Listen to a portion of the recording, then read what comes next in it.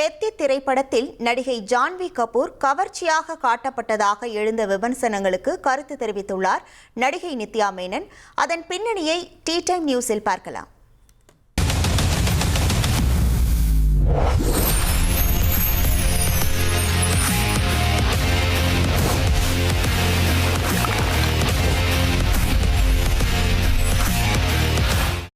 அருண், இந்த பெத்தி படத்துல நிறைய சர்ச்சையான விஷயங்கள் நான் கேள்விப்படுறேனே, அதை பத்தி உனக்கு ஏதாவது தெரியுமா? பெத்தி படமா? இப்ப கூட நடிகை நித்யா மேனன் கூட ஒரு கருத்து பதிவிட்டாங்க.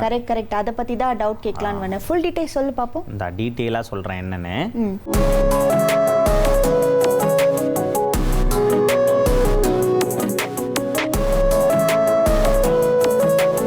கவிதா, இந்த பெத்தி திரைப்படம் வந்து இயக்குனர் புச்சுபாபு சனா அவர்களோட இயக்கத்தில் நடிகர் ராம் சரண், சிவராஜ்குமார் போன்றவங்களோட நடிப்பில் இந்த படம் உருவாகிச்சு. அது வந்து ஜூன் 4ஆம் தேதி திரைக்கு வந்துச்சு. ஒரு பேன் இண்டியன் மூவியாக திரைக்கு வந்து நல்ல வசூல் வேட்டை அப்படின்ற மாதிரி தான் நமக்கு வந்து தகவல்லாம் வந்துச்சு.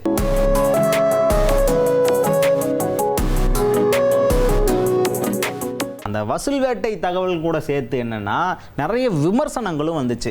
என்ன மாதிரி விமர்சனம்னா, அந்த படத்தில் கதாநாயகியாக நடிச்சிருக்கக்கூடியவங்க வந்து ஜான்வி கபூர். அவங்க யாருன்னு எல்லாருக்குமே தெரியும். அவங்கள பற்றின விமர்சனம் தான் நிறைய வந்துச்சு. அதாவது ஜான்வி கபூரை வந்து அந்த படத்தில் கவர்ச்சி பொருளாக மட்டும்தான் இயக்குனர் பயன்படுத்தி இருக்காரு.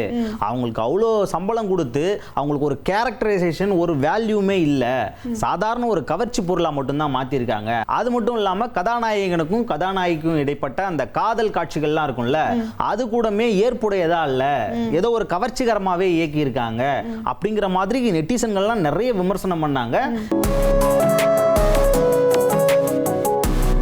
இது தொடர்பா அந்த இயக்குனர் புச்சுபாபு சனா கூட மன்னிப்பு கேட்டு ஒரு போஸ்ட் போட்டிருந்தாரு.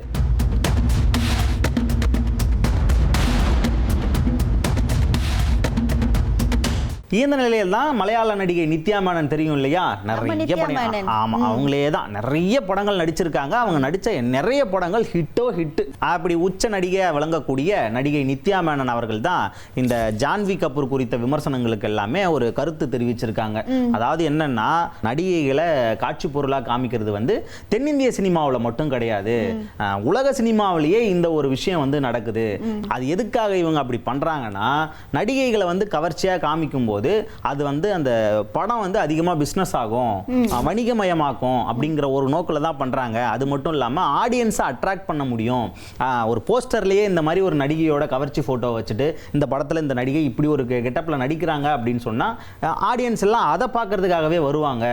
அப்படிப்பட்ட ஒரு விஷயத்துக்காகத்தான் நிறைய இயக்குனர்கள் இப்படிப்பட்ட காட்சிகளை, நடிகைகளை இப்படி ஆபாசமா சித்தரிக்கிறது, கவர்ச்சியா காமிக்கிறதுங்கிற விஷயங்கள்லாம் பண்ணிக்கிட்டு இருக்காங்க.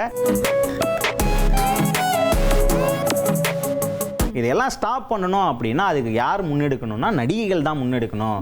நாம எதுக்கு இங்க வந்தோம், நம்மளோட வேலை என்ன, நம்ம கடமையை மட்டும்தான் பார்க்கணும். அந்த கவர்ச்சிக்கெல்லாம் நம்ம முன்னுரிமை கொடுக்க கூடாது.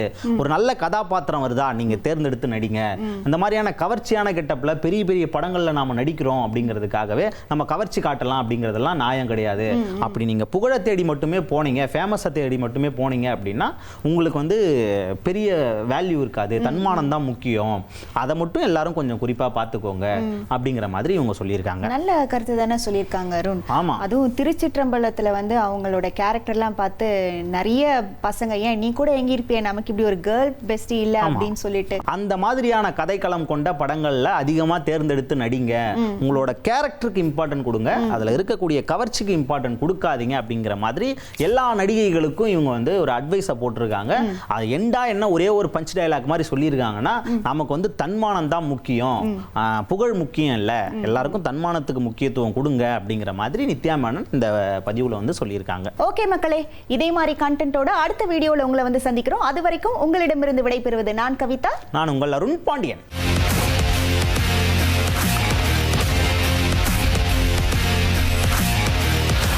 ஒரு கோடியே 30 லட்சம் மனங்களை வென்ற தந்தை டிவி யூடியூப் சேனல். தவிர்க்க முடியாத தம்ப்நெயில், கலக்கலான கான்டென்ட்ஸ். நீங்களும் இந்த குடும்பத்தில் இணைய இப்பவே சப்ஸ்கிரைப் பண்ணுங்க. அசுரபலம் கொண்ட எங்கள் டிஜிட்டல் கரங்களில் உங்கள் விளம்பரங்களை சேர்க்க வாட்ஸ்அப் பண்ணுங்க.